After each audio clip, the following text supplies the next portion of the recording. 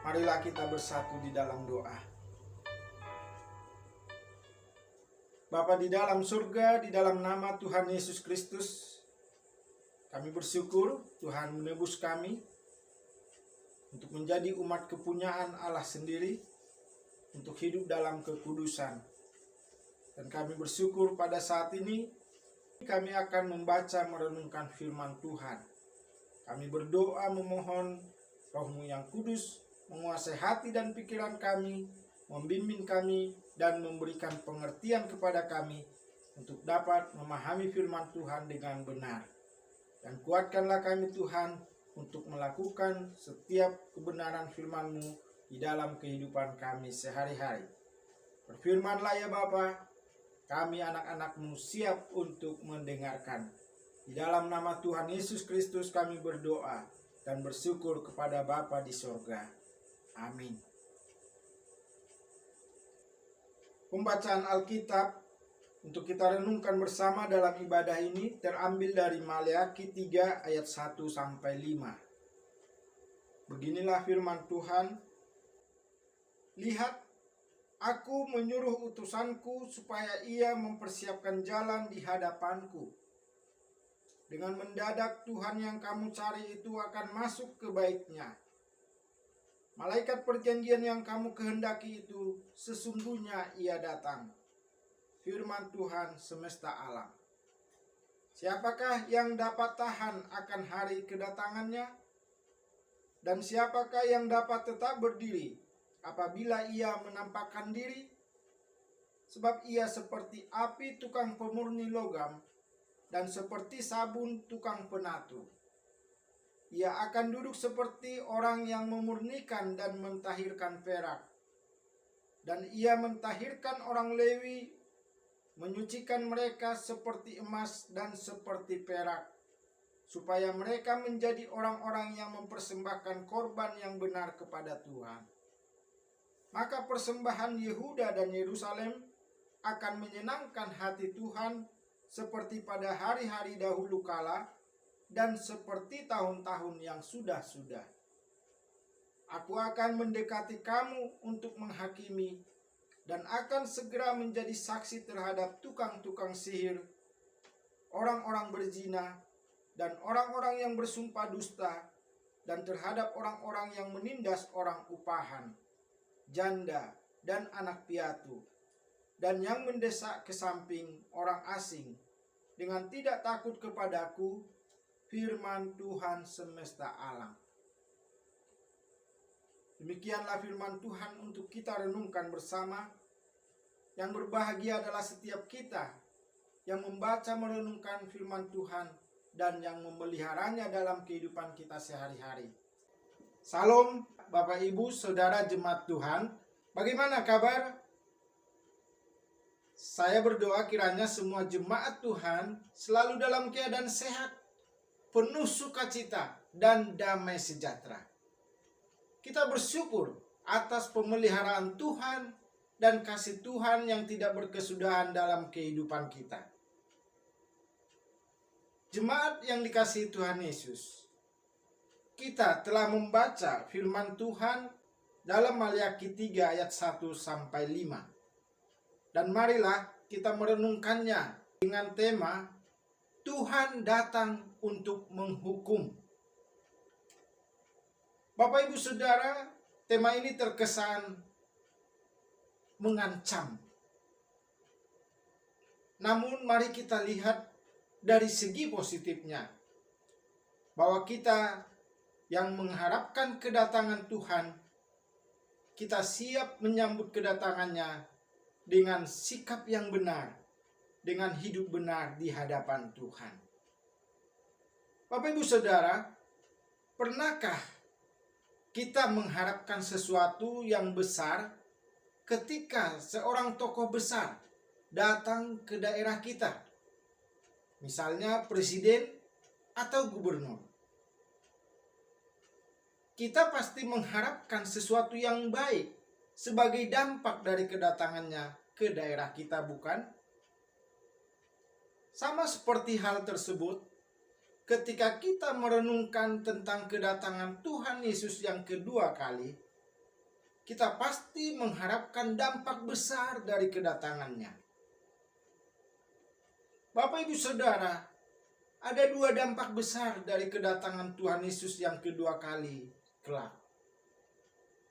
Yang pertama, adanya sukacita besar yang dialami oleh orang-orang percaya karena mengalami pemuliaan oleh Tuhan Yesus Kristus.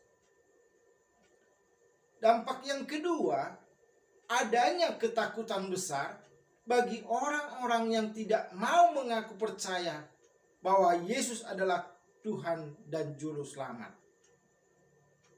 Mengapa mereka ketakutan? Karena seperti tema kita, Tuhan datang untuk menghukum. Tentu tidak seorang pun senang menerima hukuman, bukan? Bapak Ibu Saudara, mengapa seseorang akan mengalami penghukuman dari Tuhan? Marilah kita memperhatikan nas Alkitab yang telah kita baca dari Maleakhi 3 ayat 1-5 tadi. Kita perlu memahami bersama bahwa konteks firman Tuhan ini adalah mengenai kedatangan Tuhan yang dinubuatkan bagi umat Israel sebagai umat pilihan Tuhan. Dalam perjanjian lama, Tuhan telah mengikat perjanjian dengan nenek moyang bangsa Israel. Perjanjian itu berlaku bagi keturunan mereka. Tetapi sayangnya, perjanjian itu berulang kali mereka khianati, termasuk oleh generasi Israel pada zaman Maleakhi ini. Nama Maleakhi yang berarti utusanku menunjuk kepada penulis kitab Maleakhi yang adalah utusan Tuhan. Kitab Maleakhi ini ditulis sekitar tahun 470 sampai 440 sebelum Masehi, sesudah pembangunan kembali Bait Allah. Pada masa itu umat mengalami multi krisis. Secara politis, Yehuda berada di bawah tekanan kekuasaan Persia. Dari sisi ekonomi, mereka mengalami masa paceklik, kelaparan karena kekeringan, seperti dijelaskan dalam Maleakhi 3 ayat 10-11. Kemerosotan moral terjadi di lingkungan Bait Allah dan di tengah masyarakat. Pengajaran para imam tidak sinkron dengan perbuatan mereka. Para imam tidak lagi menjalankan fungsi pelayanan mereka dengan benar. Mereka ada yang melakukan korupsi, ada yang memberi persembahan yang cacat, yaitu hewan yang buta, yang timpang, yang sakit, dan dari hasil rampasan kepada Tuhan. Dan ada yang mengabaikan persepuluhan kepada Tuhan. Mereka telah merusak ikatan perjanjian Allah dengan kaum Lewi dan umat Israel secara keseluruhan. Pelayanan di Bait Allah dianggap sebagai sesuatu beban mereka. Pengajaran mereka juga telah menyimpang dari petunjuk Tuhan. Mereka yang mengajarkan tentang keadilan dan kebenaran justru melakukan ketidakadilan dan ketidakbenaran. Kesalahan para imam ini mendatangkan kutuk bagi bangsa Israel. Dan pada masa itu juga kaum laki-laki yang telah menikah melakukan perzinahan dengan cara menceraikan istri mereka lalu kawin dengan perempuan-perempuan asing. Hal itu dijelaskan dalam Maleakhi 2 ayat 16.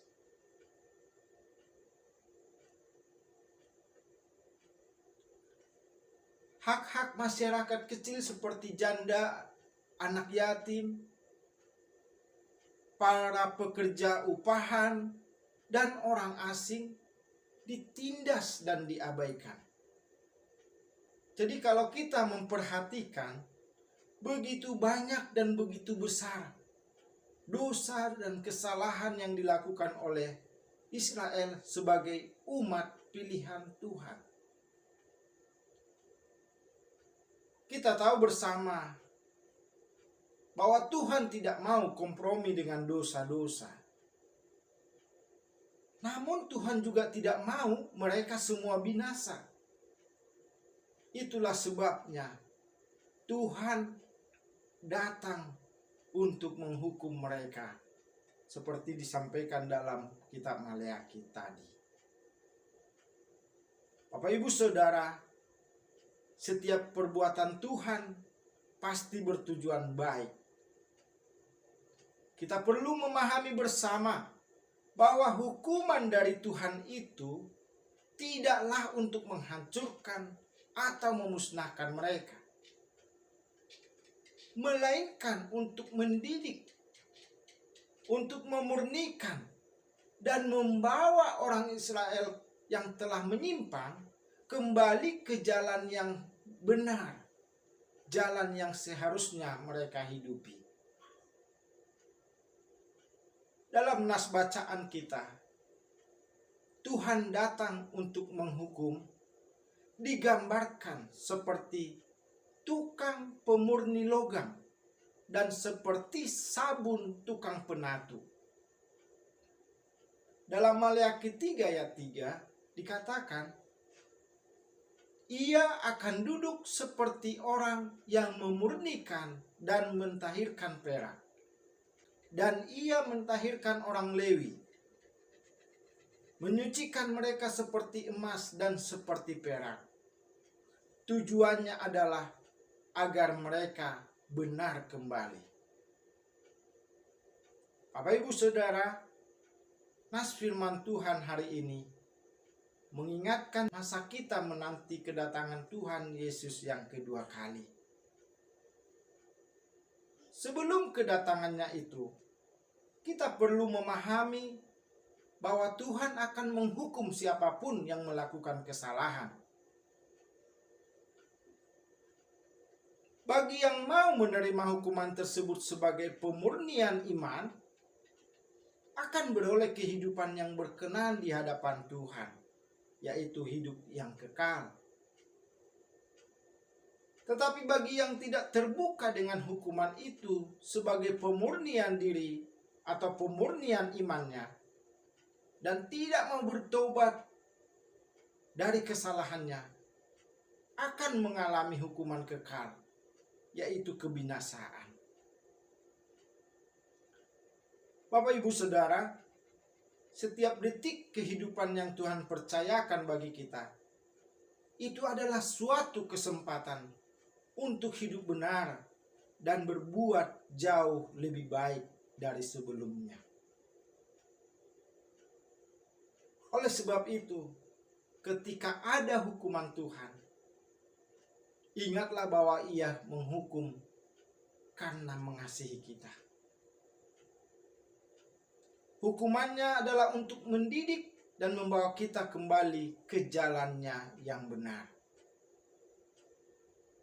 Kita perlu selalu ingat bahwa pada masa kedatangannya kembali, Ia akan menjadi hakim yang adil bagi kita.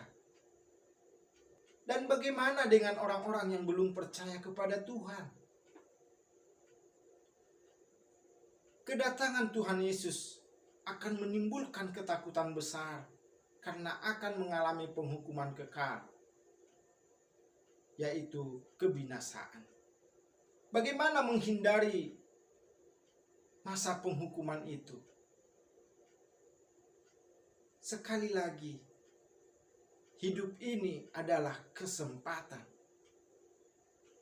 Sebelum kedatangan Tuhan Yesus yang kedua kali, marilah saudara renungkan bahwa Tuhan mengasihi semua orang. Dan Tuhan tidak menghendaki seorang pun binasa. Dalam 2 Petrus 3 ayat 9, firman Tuhan berbunyi, Tuhan tidak lalai menepati janjinya, Sekalipun ada orang yang menganggapnya sebagai kelalaian, tetapi ia sabar terhadap kamu, karena ia menghendaki supaya jangan ada yang binasa, melainkan supaya semua orang berbalik dan bertobat. Bagaimana memahami nas tersebut, Bapak Ibu Saudara? Nas ini memang ditujukan kepada umat Kristen pada masa itu, tetapi juga relevan dengan orang-orang yang belum percaya dan menerima Tuhan Yesus Kristus sebagai juru selamat pribadi.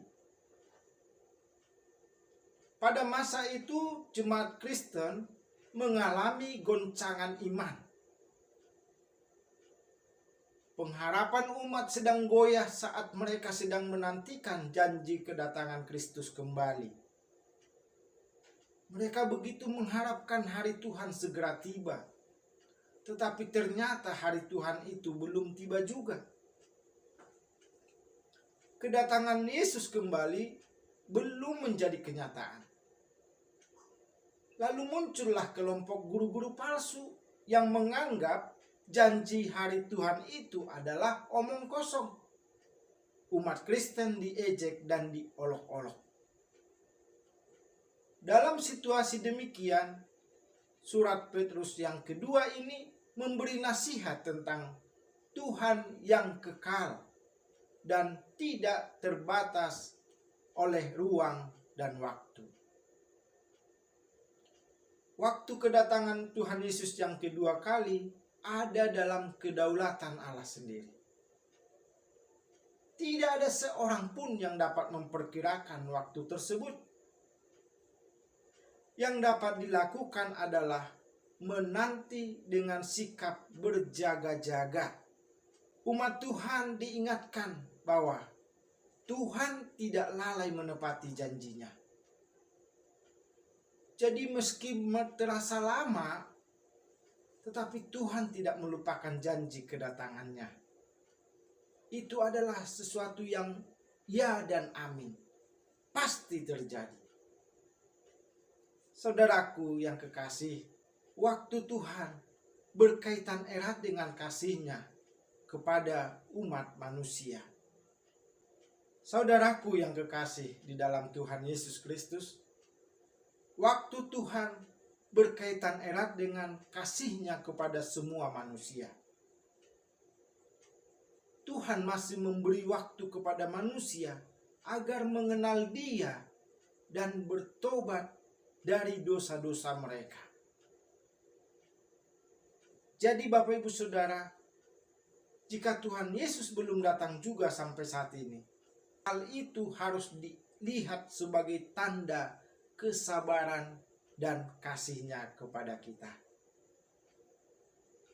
Oleh sebab itu, orang-orang yang sudah percaya kepada Tuhan Yesus Kristus, gunakanlah waktu yang dianugerahkan Tuhan untuk berlaku benar, supaya kita menjadi orang-orang yang mengalami sukacita besar, yang menikmati janji Tuhan dalam hidup yang kekal.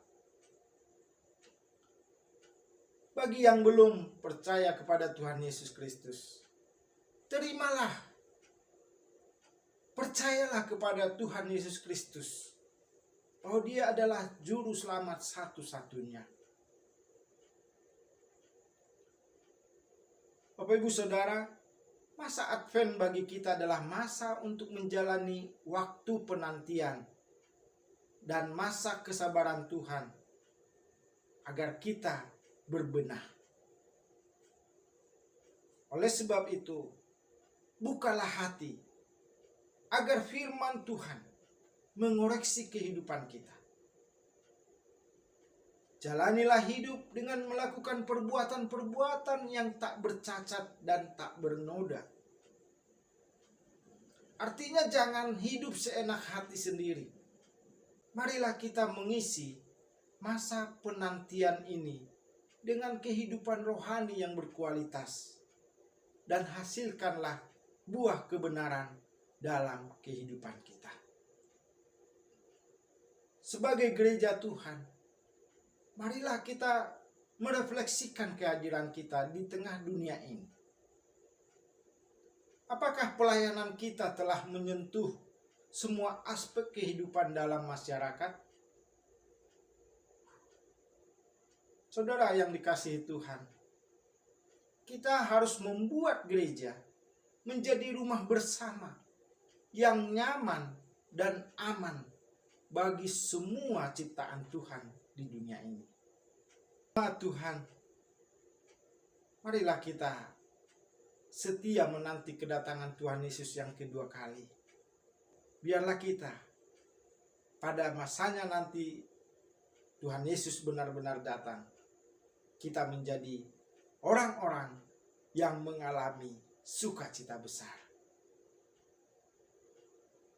Demikianlah firman Tuhan bagi kita dalam ibadah ini. Roh Kudus memeteraikannya dalam hati kita, serta menolong kita untuk melakukan firman Tuhan dalam hidup kita sehari-hari. Tetap sehat dan semangat. Tuhan Yesus memberkati dan melindungi kita semua. Amin. Bapa di dalam sorga, terima kasih untuk firman Tuhan yang telah kami dengarkan. Mengingatkan kami bahwa Tuhan datang untuk menghukum orang-orang yang tidak berkenan di hadapan Tuhan dan memberkati orang-orang yang taat akan setiap kebenaran firman Tuhan. Biarlah kami semua jemaat-Mu dapat menerapkan firman Tuhan di dalam kehidupan kami. Kami semakin takut akan Tuhan dan siap untuk menyongsong kedatangan Tuhan yang kedua kali. Terima kasih Bapa di dalam sorga, meteraikanlah firman Tuhan di hati setiap jemaat-Mu, dan Tuhanlah yang menolong kami dalam hidup sehari-hari. Dalam nama Tuhan Yesus kami berdoa mengucap syukur. Amin.